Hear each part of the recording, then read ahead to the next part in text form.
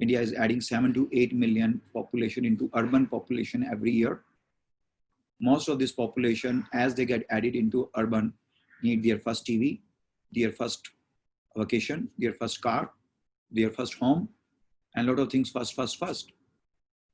And internet and entrepreneurship create great opportunity for you to bring a large social transformation, create a lot of employment, wealth, learning opportunities for a lot of professionals.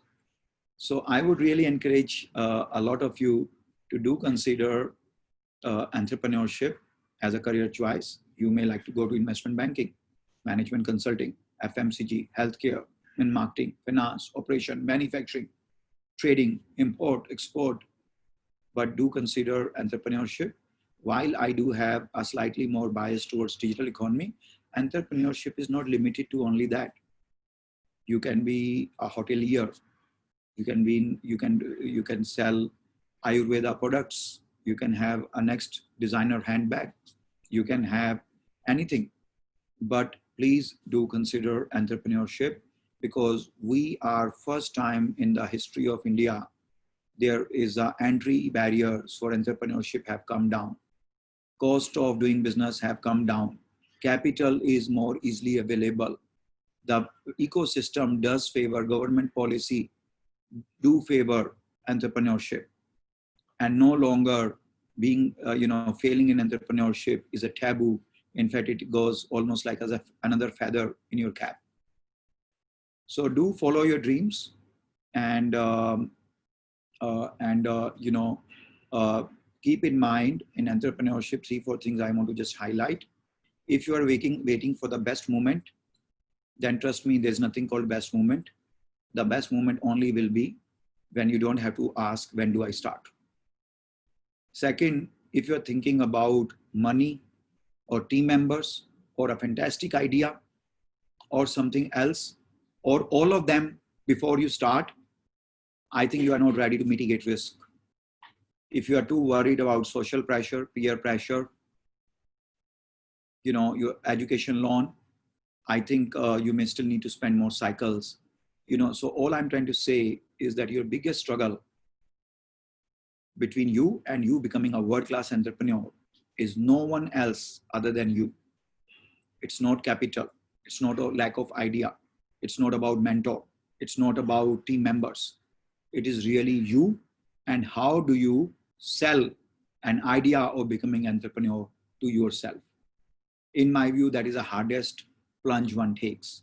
And if you are able to do that, then everyone else, convincing everyone else, is either you won't bother or it will be very easy. So I hope, guys, you take a plunge, and it has been very, very satisfying for me. I went to US for my MBA, ended up working with world's largest online stock brokering firm based out of San Francisco. That time .com boom was at its peak. 9/11 happened, very bad economy, almost came very close to losing my job. Always used to live in fear that I'll lose my job today and will pack my bags and go back to India. And I got lucky, never ended up losing job. Got a very nice job at Microsoft, worked with senior leadership team, including Mr. Gates. Came back to Silicon Valley as a Wall Street analyst. Used to wake up at 3:30 in the morning to be in office at 4:30, because that time New York is 7:30, which is 1.5 hours before the Wall Street is going to open for trading. Did well, good job there. Got very fascinated, looking, meeting, interacting all the legendary internet founders, and finally took a plunge in 2011 when I started ShopClues. For all practical purpose, India was a foreign country for me, because I did not live majority of my life here. And when we started ShopClues, we were the 35th entrant in Indian e-commerce. Within first 6 months, we became fourth largest e-commerce company. And less than 4 years, we were a $1 billion company. So trust me, from first round being rejected by 31 VCs to all the ups and downs we experienced, and we still kind of prevailed. Then I took a plunge into my second inning with Zoom, and anything which could go wrong did go wrong, right? So nothing was straight line. But I'm so happy having two large internet companies for which I became founder, creating, taking India's digital revolution to the next level, making my contribution. And in that process, meeting hundreds of extra smart people who teamed up with me at Droom or ShopClues. So I can't, if today, if I get a choice, every time I will only do entrepreneurship because it has been emotionally, mentally, intellectually, professionally, and monetarily and socially very, very rewarding. And trust me, if you happen to, if you get a hand on the book, I really hope you read it and say that if he can do it, so can we. And if you feel that way, every minute me and so many other people who contributed to the book spend, we will feel that it was worth every minute we spend on it. So guys, I'm happy to take your questions, happy to answer anything, happy to share anything. And again, thank you for having us. So Shashank, back to you. Thank you. Thanks a lot, Sandeep, for giving this detailed analysis of your vision about the internet industry and the kind of potential India has for digital economy. And I also follow your quotes on Google a lot. And one keeps remember my favorite one, startup can fail, but entrepreneur never fails. As I said, for our attendees, we got a small quiz today. So for attendees, let me just tell you the rules quickly. You'll see a question on your screen. Each question will come with some options and you need to choose the right one. It will display very clearly on your screen. You'll get 30 seconds to pick the right answer. I'll take my colleague Isha Agarwal help on this. As you know, in KBC, computer knows each and every question and answer. Here, Isha knows each and every question and answer. So Isha, can we have the first question of the quiz today? Sure, Shashank. Yeah. So the question is, when did Sandeep Agarwal think about becoming an entrepreneur? See, if people were just listening me very carefully, I did answer this initially. So you have to pick the right one, whether it's 10th October 2010, 5th July 2012, 14th April 2014, or 8th December 2013. Let's see how many people give the correct answer. And the time is running up, by the way. So time is up. Yeah. And see how many people gave the correct answer. Wow, very impressive. 95% people gave the correct answer. Yes, 10th October 2010 when Sandeep started his entrepreneurship journey. What's the next question we have, Isha, with us? Next question on the screen is, Sandeep Agarwal covered which sector as a research analyst? IT hardware and software, internet, banking, or FMCG? Being a Wall Street analyst, he covered largely one particular sector. You need to pick the right one. Let's see how many people give the correct answer for this one too.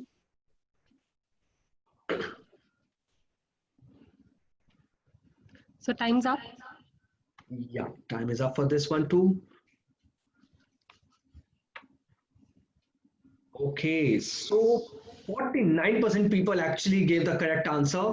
Internet industry majorly Sandeep covered as a research analyst. What's the next question we have with us, Isha?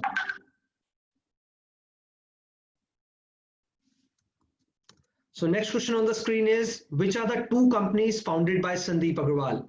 Is it Droom and ShopClues, ShopClues and Snapdeal, Snapdeal and Flipkart, or Myntra and Droom? Which one is that?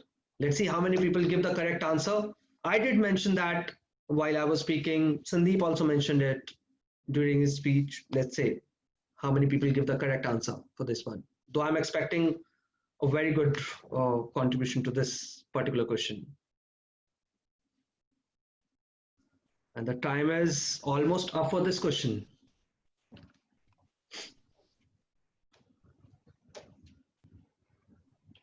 Yes, 99% people give the correct answer. Yes, Droom and ShopClues are the two companies, two unicorn founded by Sandeep. What's the next question we have, Isha, with us? Which of the following TV reality show was judged by Sandeep Agarwal? There was a TV reality show, The World Show, MTV Dropout, MTV Roadies, none of the above. And let me give you a hint.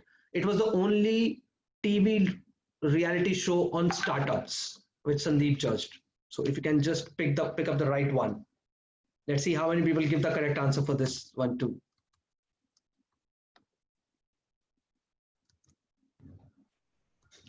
So time is up for this question. Yeah.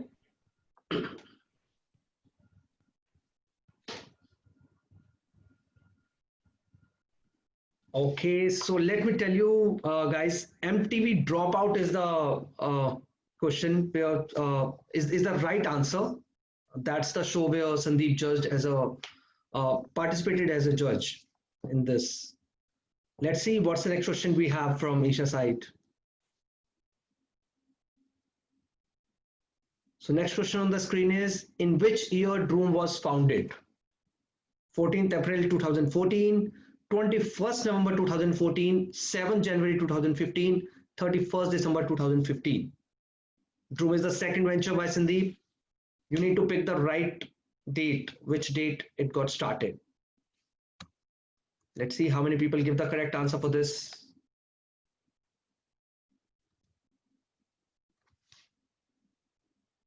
And time is running up for this one too. Time is up for this. 84% people gave the correct answer. 14th April 2014 when Droom was founded by Sandeep. Thanks a lot, Isha, for helping me with this quiz. I hope our attendees liked it. And before I open the floor for Q&A, let me just remind you, don't forget to tweet to win the exciting prizes and use the hashtag #FallAgainRiseAgain and tag both the handles mentioned on your screen. You can see it. I'll just read it out for you. You have to tag @Let'sDroom or @SandeepAGG. These are the two handles you need to tag, and there are exciting prizes coming up. Now it's time to open the floor for question answer.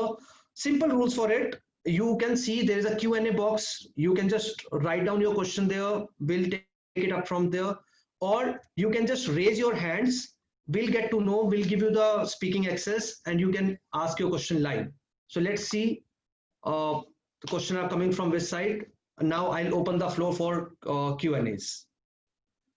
To start with that, Shubham is with us. Shubham actually wanted to ask the first question. Shubham, we can start with you. You can just unmute yourself and we can take your question first. Hi Shashank. Hi Sandeep sir. I think we'll start with Pratik's question. It's in the chat box. So he has asked us, what are your views on the copycat startup culture in India? And if one wishes to pursue such a strategy, what factors do they need to consider to ensure their relevance in India? Yeah. Shubham, thank you for reading the question. And Pratik, it's a very nice question.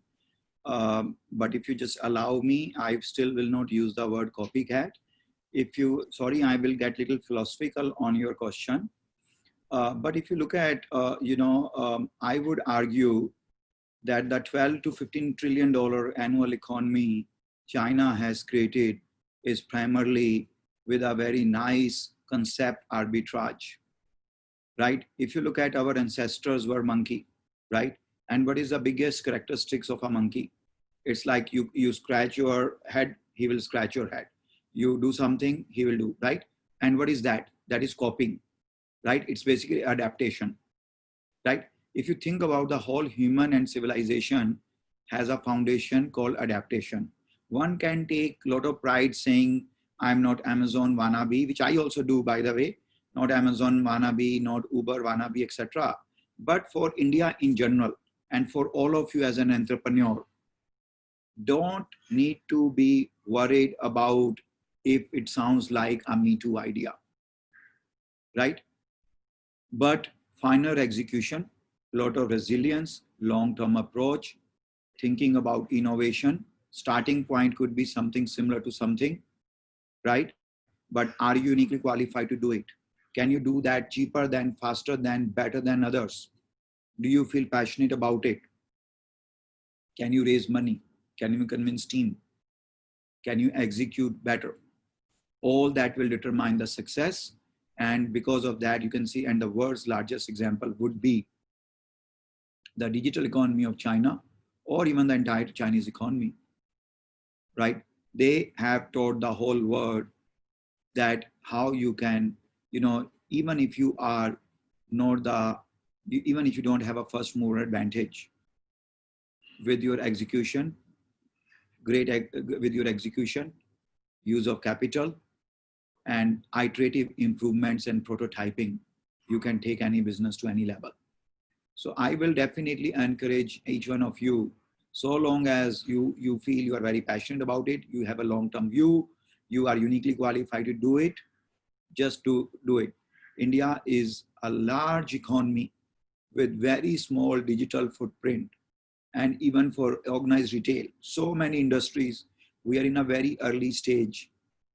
Anything you pick up, if you execute well, you don't give up, are passionate, you will achieve a lot of success.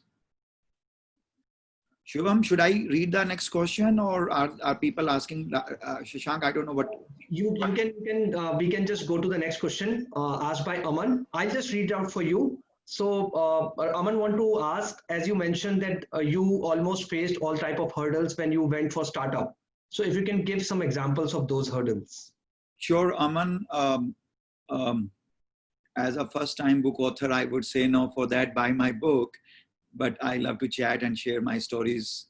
And the idea of putting in a book was only for it, if it can inspire or teach some lessons to everyone from experiences. But yeah, Aman, there are a lot of things I can share now, remaining when you buy the beer for me when social distancing is no longer the norm. But here are a couple of things. For example, I was a good Wall Street analyst. I knew internet really well. I covered Google, Amazon, Microsoft, Apple, Netflix, Facebook, Expedia, Priceline, all these companies for a living. I used to hang around, talk or interact with all the legendary internet companies founders, used to analyze their strategies and all. But when it came to ShopClues, I pitched the idea to one of the relatively famous VC in India.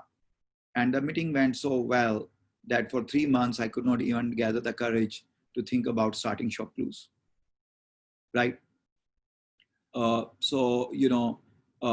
Second thing, a very famous VC ended up writing a term sheet for $5 million for ShopClues, and then said that getting a term sheet from us is like getting an admission letter from Harvard University, and congratulations, you have arrived. Me and my team member, we sold our household, our cars in the United States, packed all our stuff into the shipping containers, were ready to come to India to start ShopClues. And guess what? That Harvard University admission letter was taken away.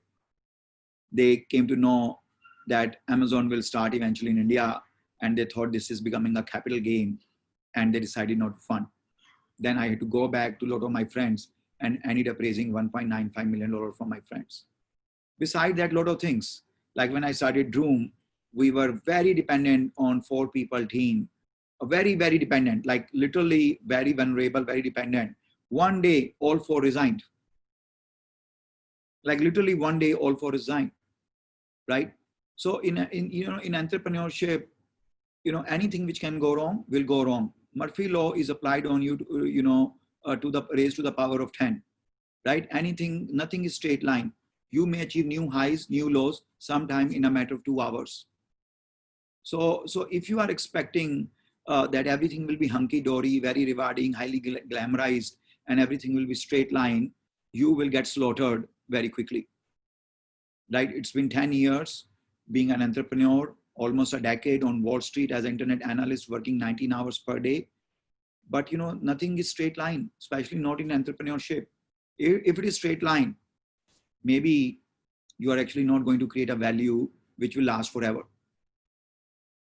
So, I can go to a lot of examples, from someone stealing our IP, to the capital surprise, to the Steam surprise, to products not happening on time, to all those lot of things, go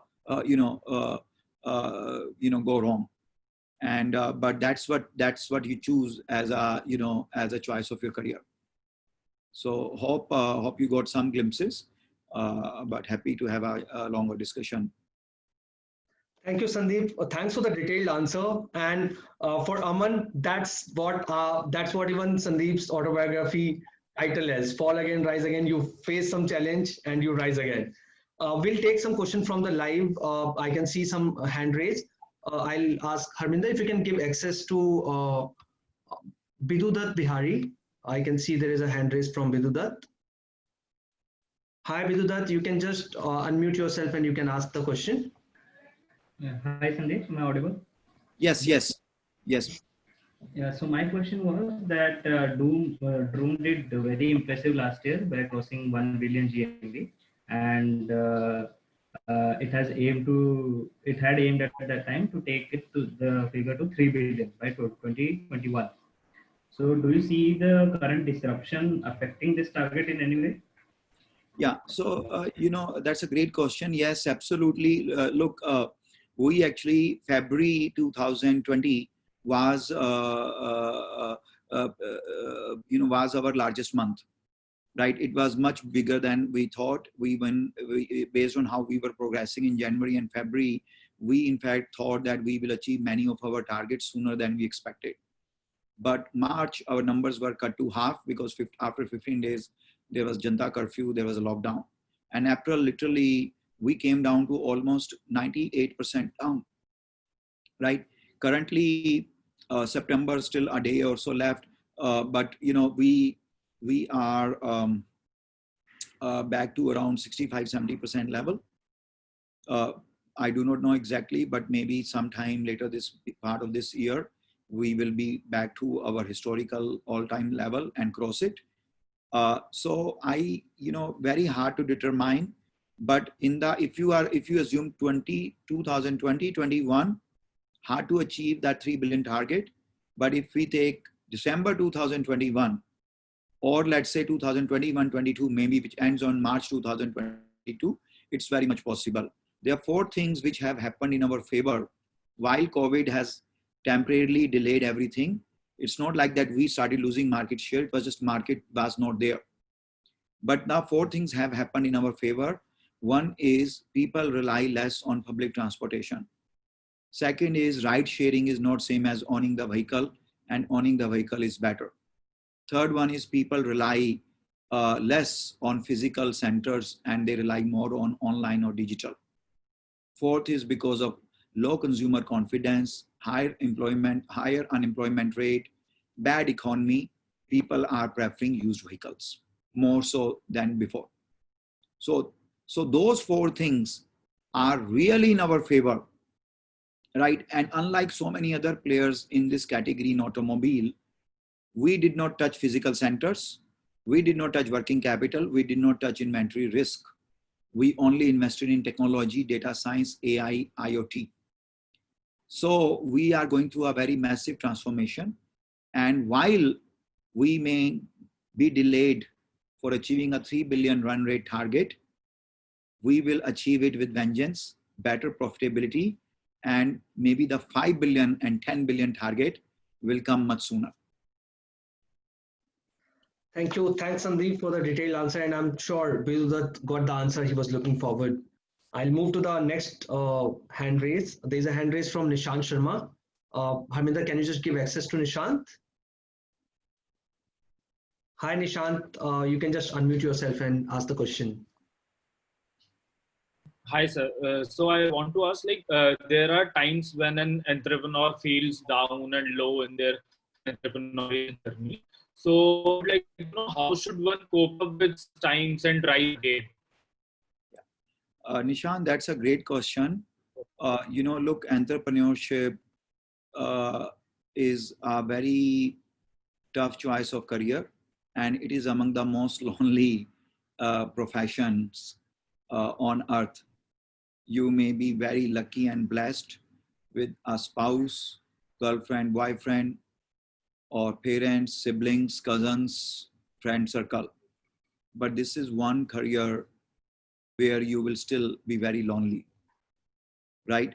And ups and down is probably happens maybe every day. So it is, you know, like really, I think if you are very passionate about what you do, you don't give up that quickly. You know, you have already gone through a lot of smell test, sniff test, and acid test in terms of team members, investor or partner or landlord rejecting you, right? You are honestly, arguably more thick-skinned than an average human being. You are not afraid of rejections and failure. You will be able to recoup, right? It's not easy, right? It's not easy. Nobody like rejections. Nobody like failure. You never plan for those, right? Most people cannot handle negative surprises. But as an entrepreneur, I think you get trained to deal with ambiguity, unstructured environment, negative surprises, right? So, you know, and you also need to sometimes really compartmentalize, right? It's not easy. You know, in my job is ideation, thinking, analysis, planning, corrective action, right? As a my job is not necessarily every day just to execute, but that also has a drawback that you're constantly thinking about it, right? 24/7 you can do it because you don't need 70 other people, you know, laptop, and a conference room, and ups and down. If you carry all the time with you, it can really bog you down. So sometimes you have to really compartmentalize it, and really, you know, it may be the worst thing just happened, but you still have to maybe behave as if everything is fine, right? So one is that, you know, the tenacity, perseverance, resilience, dealing with ambiguity, you know, dealing with rejection and failure. That's part and parcel of who you become.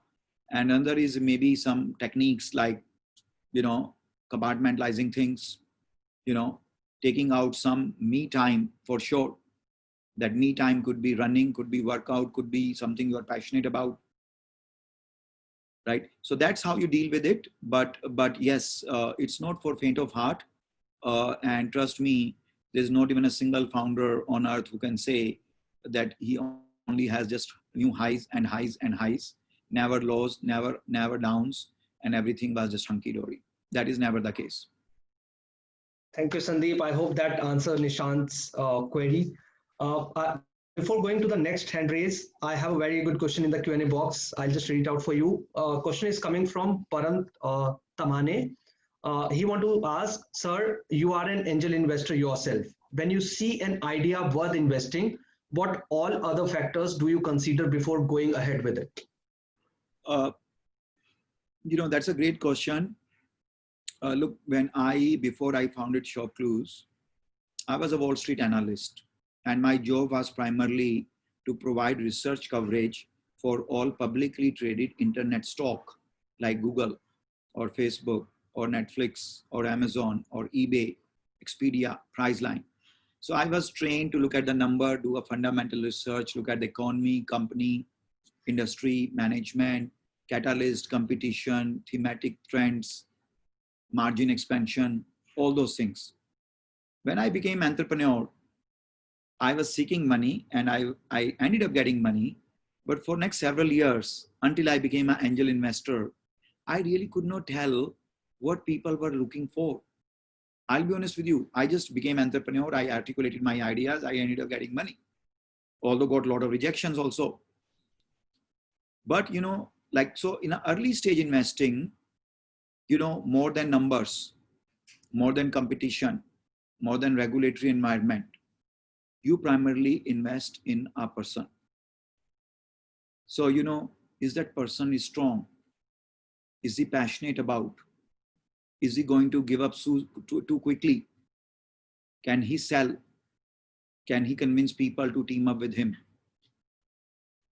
He may not have anything, but he's telling investors that I got a great team. He's saying that I am sure we'll get the money. And he's telling landlord, give me your office for 2 months before I can start paying rent, because money is going to come after 2 months. Can he handle ambiguity? Can he handle a very fast-paced environment? Can he handle rejections? Can he handle failures? All those things, in my view, matter, right? the fundamental research around investing would definitely will include, how big is the addressable opportunity? Are you using technology? Can you make money in this? Can you scale up? Right? So these would be the 3-4 kind of business-centric diligence screens I will use. But most of my focus as an angel investor goes primarily to the team or the founder or both, because that's what you are investing for the first 3-4 rounds. Thank you, Sandeep. I hope that gives answer to most of the attendees. If they are looking forward to start their entrepreneurship journey, they have to learn all these and they need to understand what exactly investor looks in before investing in any startup. I'll take the question from Smith Parekh. Harminder, if you can give access to the Smith Parekh. Hi, Smith.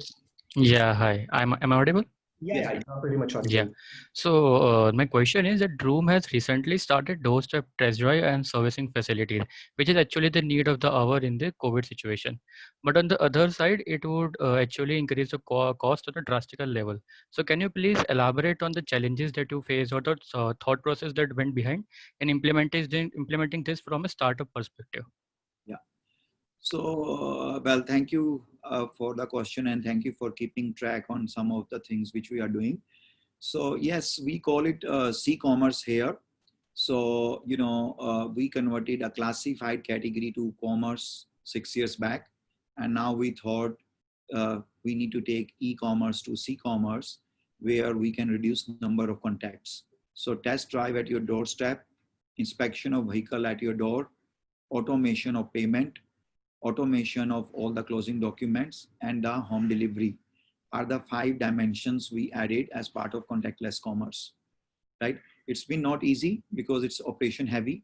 You're absolutely right. It is cost heavy, right? But as you said, it's need of the hour. So, we create marketplace for everything. So in this case, first of all, our fully realizable economics does support this. Our analysis says the conversion, the incremental conversion will take care of the incremental spend. So in other words, marginal cost may not be as high as a marginal return, right? Second and third is we are figuring out various ways how we will get paid for that. Either a higher take rate for selling, or a buyer takes care of it, or a seller takes care of it, or somehow we have maybe more cross-sell and upsell opportunity because there is something happening at a doorstep. So, but it's a great question. And yes, execution-wise, very challenging, lot of new technologies. At Droom, we always stay away from 5 things. We don't do capital expenditure. We don't create physical centers. We don't do anything which requires too many human bodies. We don't take working capital risk. We don't take capital risk. In order to enable C-commerce, we did have to take the deployment of larger portion of human capital, because unlike a Tesla car, self-driven in USA, a self-driven car still requires, in fact, a driver in it, right? Autonomous car. But anyhow, so the point is, yes, we did have to tone down some of our basic tenets because it unleashed value for user in a different way. So yeah, we are figuring out some places making mistake, sometime execution challenges, sometime dilution of some economics. But overall, we think this will provide better economics, better conversion, delightful consumer experience, and overall larger value creation. Thanks, Sandeep. I hope that answers Smith's question. But it was a very good question, and thanks for keeping a check on company's development, Smith. I'll take next question from Suyash Tripathi. Komal, can you give access to Suyash? Hello. Hi, Suyash. We can hear you. You can put across your question. So my question is that these are unprecedented times, which has resulted in a lot of challenges being faced by the society, which in turn has created a lot of opportunities for budding entrepreneurs itself. So do you think in this situation, should an entrepreneur just jump into solving these problems with if they have any idea, or do you think that it is a time for the entrepreneurs to be more cautious and think about their strategy of how the situation is going to be after everything normalizes, and then take a plan of action? Yeah. No, it's a great question. By the way, I think it's a great question, very relevant in today's context. And the answer is, you should take a plunge. Look, economy has shrunk. It's a weak economy. A lot of things are not happening as per plan. But trust me, it is only the calamities and disruptions which accelerate ideas and entrepreneurship. And early stage funding never dies. In fact, in bad economy, more money comes to early stage. I have personally funded 3 companies in last around 45, 47 days. And in never in the last 8-10 years, I have funded 3 companies in less than, in a 2 months time, right? So if you look at the history of four upward and downward cycles of internet in United States, 2-3 global economic cycles, multiple economic cycles in India, every time with a bad economy or disruption or a calamity of this magnitude creates, because the way of thinking changes, different problems arise, opportunities have to be addressed differently. And that means entrepreneur will be very, very busy solving those problems. So for everyone, and especially for you, if you're thinking about something, trust me, you won't regret. There's a capital available, there are people available, and lot of businesses, lot of world-class businesses shortly will come as they start during this time. Thank you, Sandeep. I hope that answers the question of Suyash. I'll go to the next hand raise. There's a hand raise from Sagnik.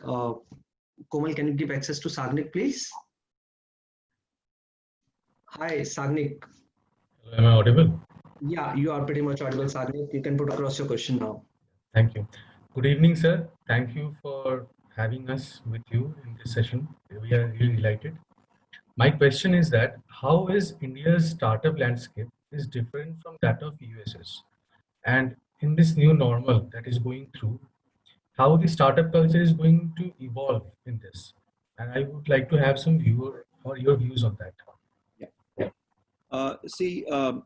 When I landed in this country in August 2011, if you had asked me the same question, then honestly, I would have told you that there's no startup ecosystem or culture in India versus Silicon Valley, right?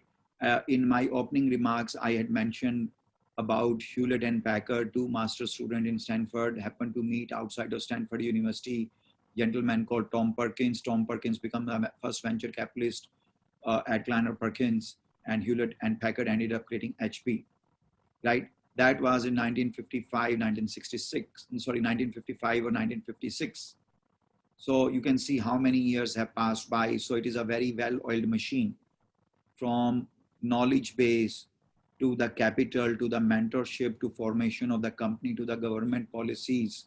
Everything is favoring, but it almost takes 7 decades for that ecosystem and culture to evolve. During that time, like Reed Hastings, founder of LinkedIn, he failed 6 startups in a row before founding LinkedIn. In India, now, even when I did MTV Dropout 3 years back, failure was more taboo, and that is why we created that program.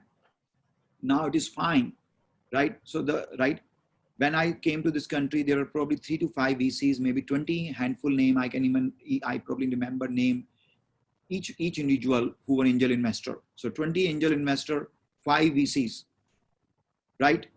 And maybe 30 or 40 nationally known, somewhat known startup companies, and another 300-400 other companies, or maybe 1,000 other companies. Government never talked about startup, never cared about us. There was nothing about in terms of policies and getting a chartered accountant to the lawyer, incorporating your company. Nothing was easy. But today, if you think about it, I think India has at least 500 to 1,000 nationally known or somewhat known startup companies, which in fact, a lot of them are bigger than even a 50-year-old businesses. India probably has The next 200 to 500, which I mentioned, that number probably will be around 200,000, right? Angel investors is no longer 20. It probably will be 250,000. VCs are not 5 or 7. They are probably 25 to 50. Private equity fund were only 1 or 2 or same 2, 3 which will invest, but now they are probably 50, right? And it's Right, not sir. uncommon to become a $1 billion company or a $10 billion company. So, but all of these things which I just mentioned were missing in the past, but in 10 years, India has created great momentum around it. Where it can go. The biggest problem here is in India, the cost of capital is very high. The cost of capital in USA is 2%. In Europe, it is 3%. In Japan, it is minus 0.1%. Right? In China, it is 4%. But in India, it is 12 to 16%. That creates a much larger hurdle for investor to invest. That also makes things much harder for you and I to raise. Second, there's still some more we have only 10 years of creating local heroes. Why did Mark Zuckerberg start Facebook? Because he was so much inspired by Bill Gates. Right? Bill Gates was so much inspired by someone else. So we need a sizable local heroes who have a similar background than you, like you and I, and whom you can see and they can say, if he can do it, I can too. That is how people come into movies, isn't it? For the last 100 years. Shah Rukh Khan saw Amitabh saw someone else, right? So my point is the cost of capital should come down in this country. We should produce more local heroes with the success and failures of the earth, which can inspire others. Government policies are becoming simpler, but they are still not simple. Capital gain dividend has to be addressed by the company. And then so many more startup people. They don't need to be founder. At Droom, as Shashank says also, Shashank will tell you, we all work like as an entrepreneur. Our role in Droom is not dictated by the title and the salary and the stock option, but your role is what you carve out. So many of those people, if they lend some of their time to guide the next generation, right? All that, how the future looks like. My feeling is India does not need 75 years to be where Silicon Valley is, but we cannot be regressive. We cannot make series of stupid mistakes. We need to just progress. But in 10 years, we have made huge progress from a mentorship, from the capital to the VCs, to the government policies, to the culture and acceptance of failure and rejections. And it is only here to grow. Thanks, Sandeep. Thanks for the detailed Thank you, answer. sir. Sagnik, I hope you got the answer. Absolutely. And as Sandeep mentioned, like at Droom, we are a bunch of entrepreneurs. Each one is entrepreneur in himself or herself. That's what kind of environment we are living in. I'll move to the next question, but before going to the next hand raise, there's a very good question I got in the Q&A. Sandeep, I'll read it for you. The question is coming from Prateek Pandey. He wants to ask, a lot of startups fail to differentiate between the enterprise and the entrepreneur after a point of time, leading to a stage of stagnation. What's your comment on this and how should one deal with such kind of situation? Prateek, if I have understood your question correctly, let me say this way, that a company which is run by a founder, not by a professional CEO, will always have founder's personality, vision, eccentricity, obsessions, good and bad things reflected. But a good founder would always end up creating an institution which has its own independent identity, life, right? Sometimes it may leverage from founder or founder may leverage from the entity. And it is sometimes it is very difficult because first prototype of that enterprise was a crazy idea here. Then second one was writing scribble notes for that idea. Third one was that founder now sharing that with his or her loved ones. Fourth one is sharing that more openly. Next one is raising some capital. Next is thinking about building a service or product around it. So by the time when you see something which cannot be even called enterprise, that founder has probably gone through 200 iterations of a very simple, abstract, idea-driven thinking to something which 5 years from then or 10 years from then will be enterprise, right? So first everything is within founder. Then he or she start articulating. Then it becomes an early stage company. Even people are afraid of calling that as enterprise. Eventually, it will be enterprise where founder actually has almost made his role for a day-to-day execution to a lot of other things as redundant, and it's an institution which is getting built, right? And if you look at, even today, very difficult to think about Microsoft without Bill Gates, right? Very difficult to think about Facebook without Mark Zuckerberg. It was very difficult to think Apple without Steve Jobs. But they all also created institutions. So Microsoft is run by professional CEOs, at least for the 2 decades, right?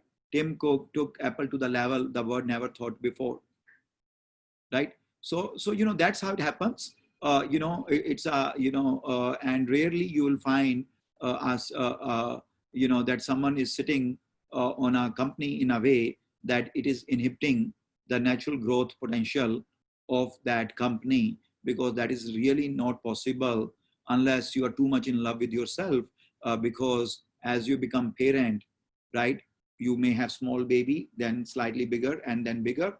One day in terms of intellectual horsepower to physical capacity, he or she may be bigger and better than you, and you will feel happier rather than feeling sad about it. That's how the founders look at the enterprise they are creating. Thank you, Sandeep. That was pretty detailed answer to the participant. I'll move to the next hand raise. There's a hand raise from Malay Chandan Verma. Komal, can you give access to Malay, please? Hi, Malay. Hello. Yeah, I'm audible. Yeah, you are audible. You can put across your question now. Hello, sir. Sir, and entrepreneur thinks about an idea or any concept about service or product. So that idea is actually nurtured by identifying the gap in the value chain. But how the entrepreneur get to know that might the consumer will accept the product or not? Okay. Yeah, no, I think, look, Malay, there was some audio issue, but on my screen, your question, which I believe is what you are asking, I can read that. So I think what you are saying is that, so how an entrepreneur check the viability of his idea concept to any service or product. That idea is nurtured, identifying the gap in value chain, but how should one entrepreneur get to know that the market or consumer will accept the product or service or not? Malay, this is a great, it's a great question, right? There are three, like there's no formal scientific categorization of ideas, right? But some idea is about identifying a new opportunity, right? Your question will be more relevant for that, or more concerning for that. Some ideas are about doing something which has always existed, either cheaper, faster, or better. Something which was manual, making it automated. Something which was enterprise level, bringing it to home. Like computer always existed, Bill Gates converted that into personal computers, right? Like right?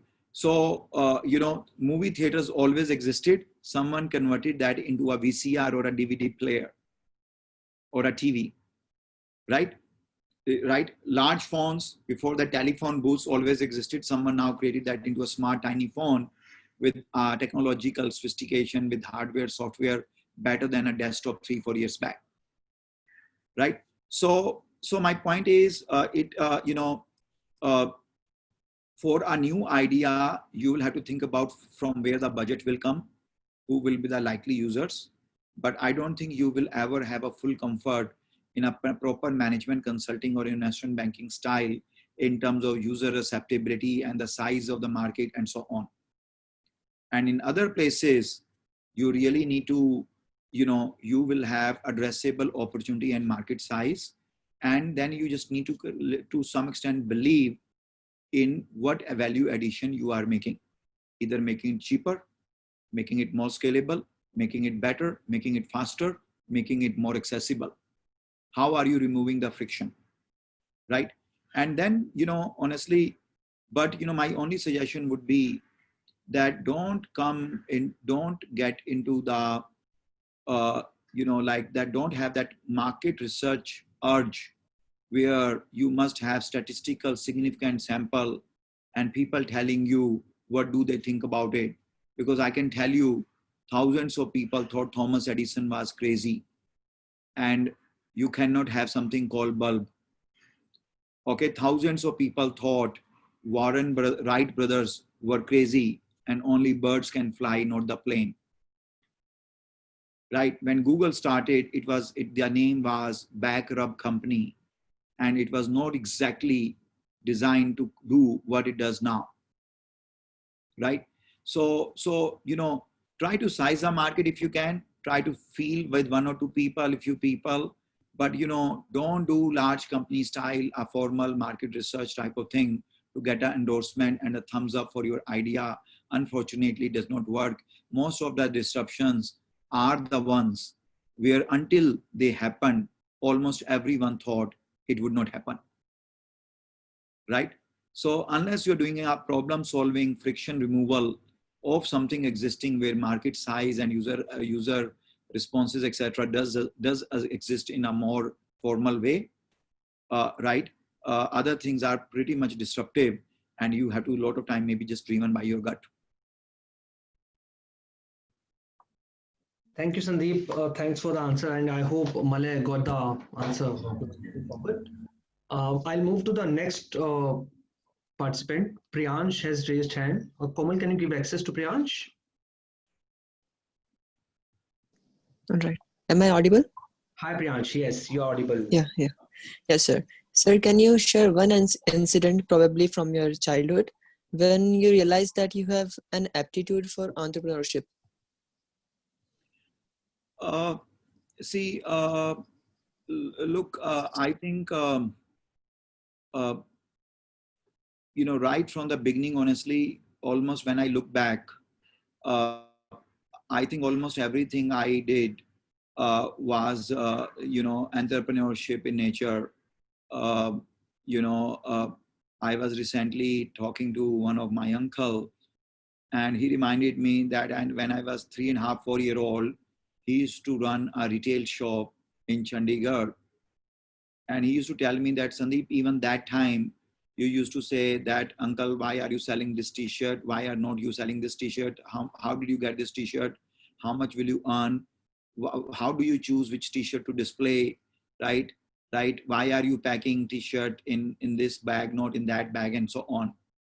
And he was he was just very kind to me. And he said, even that time, the things you were asking and telling me or suggesting, if I had heard, I would have been a much bigger businessman. So, this is one anecdote. I just recently came, right? But, look, I think when I go, from that, there are a lot of things, I was going to a school, I was playing badminton professionally. The school was taking a lot of time to create a indoor playground for badminton. They had created the 4 walls and the windows, but no ceiling. For us, that was still better than outdoor, because it was still stopped 80% of the air, but did not have a floor. I think I was in a 7th grade. I and 4 other badminton players, we would go every Saturday, Sunday, and literally we borrowed maybe a few hundred rupees from our parents and got some time for a much more arduous work, some labor. Otherwise, ended up pretty much flattening that ground and started playing badminton. Right. So, I think, I don't know how to say, but, like from my childhood, I could not tell whether it was entrepreneurship only, but now when I wear the entrepreneur hat, I can say, but, my habit used to be, I would never point finger to anyone. I will always point finger to me. Anything I had to do, I will point, I will fold my hands and doing it rather than waiting something. Right. So all those things, I think probably, and, that became part of who I was. And one day it just led to another thing led to another thing. And one day I found that I have become now a full-fledged entrepreneur. Thank you. Thanks a lot, Sandeep, for the detailed answer. And I hope Priyansh got the answer he was looking forward. Very good question, Priyansh, because this kind of question reminds me that I also want to get hands-on on the book to know more about Sandeep, to know more about his journey, because the book actually encapsulates his entire professional journey. And definitely you, me, we all will get more and more learning. And I have a very good announcement for all the attendees. If as you know, the book releases on 10th October, and you all are invited. We cordially invite you all for the release of the book. You can join us for this virtual launch. What you need to just to do is visit fallagainriseagain.com and just do your RSVP there. You'll get a link and you can join us for the release. And one more thing, my colleague shared a link in the chat box. The pre-booking of the books are open now, and each pre-booking is coming up with a author signed copy. So if you want to get an author signed copy by Sandeep, you can just pre-book your copy now. And now comes to the point. I told you I have good merchandise for the people who participated in the Twitter competition. So with my, I got results from my colleague from our social media team. Abhishek Kori, he did the 5 tweets. He is winning the competition along with G. Prashant and Abhinav Kashyap. So there are 3 winners. These are the 3 winners. They'll get very cool merchandise from Droom site for the book Fall Again, Rise Again as well. With this, we'll come to an end. And before I give my word of thanks, Shubham Vispute from IIM Kashipur wanted to give a token of thanks to Sandeep. Sandeep, for that, I'll just hold you back on the screen. Shubham, back to you. Sure, Shashank. Thank you so much. Thank you, Mr. Agrawal, for being with us today and sharing your valuable experiences with the students. Your words of wisdom would surely be helpful to the budding entrepreneurs of IIM Kashipur. I'm sure that your autobiography would be even more helpful and would take the place in the hearts of the budding entrepreneurs. We are eagerly looking forward to the 10th of October. We wish you all the best for the book launch and hope to have more such collaborations with IIM Kashipur. I would also like to thank Shashank sir and Komal ma'am for facilitating today's session so smoothly. Thank you so much, sir. Thank you, Shubham, and thank you, everyone. I really enjoyed. Questions were awesome. Thank you for showing so much enthusiasm on entrepreneurship. You know, obviously, we all here are very biased and would love to encourage each one of you to think about entrepreneurship. And thank you for having us. We do have an ongoing relationship with IIM Kashipur. We have been benefiting from the great talent produced by your institute, and for internship and full-time we do participate and continue to participate. If students want to visit us, want to take a tour of the sausage factory, want to see how products are built, how the marketing is done, or any other function, want to do any special projects, happy to collaborate. But again, thank you everyone. Have a wonderful evening. Thank you, Sandeep.